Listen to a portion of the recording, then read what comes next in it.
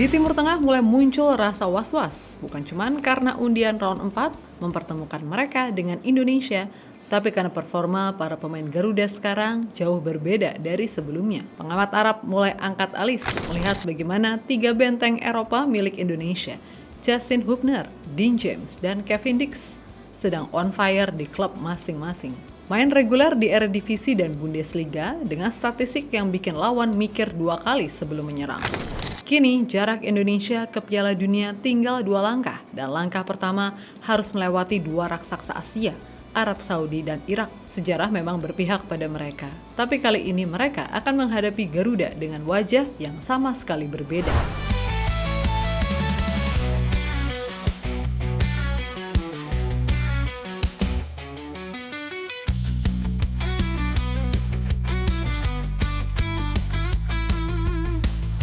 Undian round 4 kualifikasi Piala Dunia 2026 menempatkan Indonesia di grup B, bersama dua lawan yang sudah tidak asing lagi, Arab Saudi dan Irak. Patrick Kluivert dan pasukannya akan memulai perjalanan ini pada 8 Oktober 2025 di Riyadh melawan Arab Saudi. Lalu hanya berselang 3 hari, 11 Oktober langsung menghadapi Irak di kota yang sama.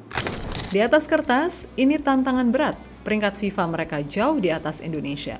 Irak di posisi 59, Arab Saudi di 58. Sementara Garuda masih berada di 118. Bahkan catatan sejarah pertemuan jelas memihak mereka.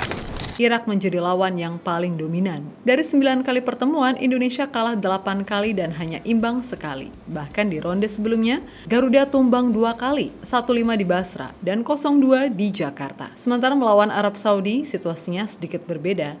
Dalam 14 pertemuan, Indonesia baru menang sekali, imbang 2 kali, dan sisanya kalah. Namun kemenangan itu terjadi di momen yang sangat bersejarah. Ketika pada 19 November 2024 di Jakarta, Merah Putih menumbangkan Arab Saudi 2-0. Sebelumnya, pada 5 September 2024 di Jeddah, Garuda juga sukses menahan imbang 1-1. Artinya, meskipun masa lalu mereka selalu unggul, kondisi kali ini tidak akan sama. Indonesia datang dengan skuad yang jauh lebih berpengalaman, mental yang terasah di kompetisi Eropa, dan motivasi besar untuk membalikan sejarah.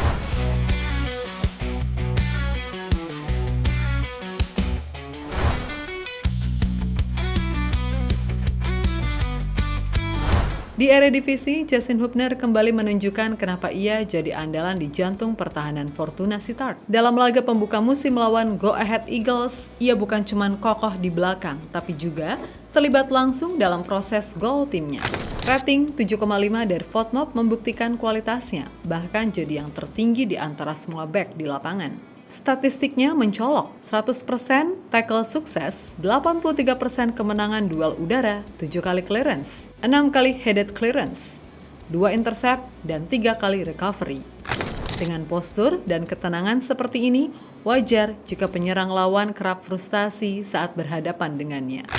Di sisi lawan, Dean James yang membela Go Ahead Eagles justru menjadi salah satu mimpi buruk Fortuna Sittard. Dari kaki kirinya, lahir umpan silang akurat di menit 90+4 yang disambar Gerrit Nauber, selamatkan timnya dari kekalahan. FotMob memberinya rating 7,8, tertinggi di timnya. Bukti kontribusinya di kedua sisi lapangan. Statistiknya tak kalah mentereng, 100% sukses tackle, 6 kali clearance, 9 defensive action, plus kecepatan dan naluri ofensif yang membuatnya jadi ancaman konstan di sayap kiri. Dengan kemampuan menyerang dan bertahan yang seimbang, James memberikan opsi taktis yang sangat berharga untuk timnas. Sementara di Bundesliga, Kevin Dix kembali dipercaya tampil penuh 90 menit untuk Borussia Mönchengladbach melawan klub Premier League, Brentford. Meskipun laga berakhir imbang 2-2, Dix tampil solid di jantung pertahanan, berduet dengan Nico Elvedi.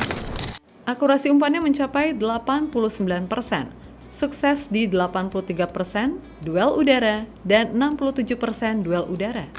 Ia bukan sekedar bek yang kuat di pertahanan, tapi juga jadi penghubung serangan dari belakang dengan umpan panjang yang terukur. Umpannya bermain di berbagai posisi belakang membuatnya jadi aset fleksibel yang siap diandalkan Patrick Kluivert.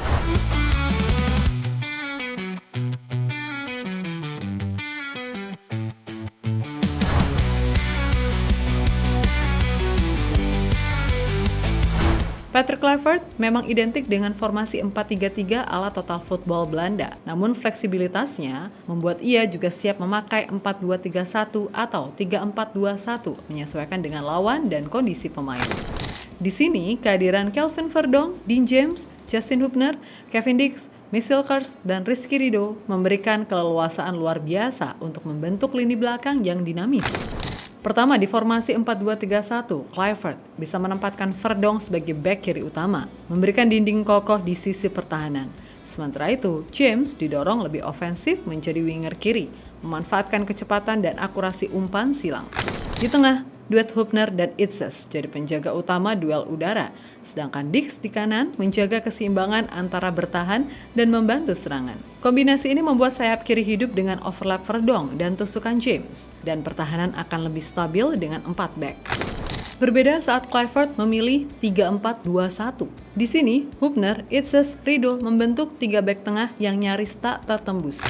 James dan Dix dipasang sebagai wingback agresif naik turun, memberikan tekanan dari kedua sisi. 4 gelandang di tengah memastikan kontrol permainan tetap terjaga dan cepat menutup ruang saat kehilangan bola. Serangan dari sayap jadi lebih bervariasi, memaksa lawan mundur lebih dalam, walau ada harga yang harus dibayar, yaitu ruang di belakang wingback bisa jadi sasaran empuk lawan cepat. Oleh karena itu, transisi pada formasi ini harus bisa dilakukan dengan cepat. Lalu ada opsi 4-3-3, senjata untuk menekan lawan sejak awal. Verdong di kiri dan Ridho di kanan menjaga kestabilan belakang, sementara Hubner dan Itzes memegang komando di tengah pertahanan. Di sayap, James dan Dix berubah menjadi winger murni, memperbanyak suplai umpan dan tusukan dari kedua sisi. Tekanan tinggi bisa terus dilakukan, namun dibutuhkan gelandang bertahan yang ekstra kuat untuk menutup ruang ketika keduanya naik bersamaan.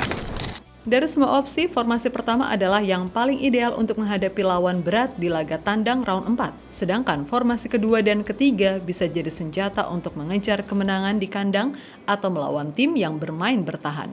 Dengan fleksibilitas seperti ini, tidak heran kalau pengamat Arab mulai ngeri. Indonesia bukan hanya punya bek Eropa berkualitas, tapi juga punya banyak cara untuk menggunakannya sesuai skenario pertandingan.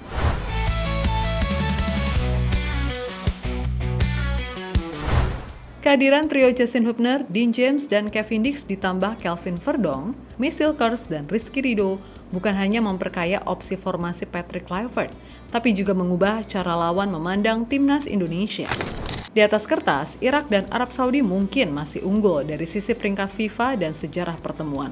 Tapi di lapangan, mereka akan menghadapi Garuda dengan wajah yang benar-benar baru. Lini belakang yang dulu kerap dianggap rapuh, kini diisi pemain-pemain yang setiap pekannya terbiasa menghadapi tekanan di Liga Top Eropa. Hubner dengan duel udaranya, Itzes yang tenang dalam distribusi bola, Verdong yang disiplin, Ridho yang agresif, serta James dan Dix yang bisa berubah peran dari bek menjadi penyerang sayap. Semuanya membuat Indonesia punya pertahanan yang lebih dinamis. Efeknya ke round 4 jelas terasa. Striker Irak yang dulu leluasa bergerak, kini harus berhadapan dengan variasi bek berpostur tinggi dan disiplin. Sayap Arab yang dikenal cepat akan dipaksa berpikir ulang sebelum menusuk karena setiap sisi dijaga oleh pemain yang bisa mengimbangi kecepatan mereka.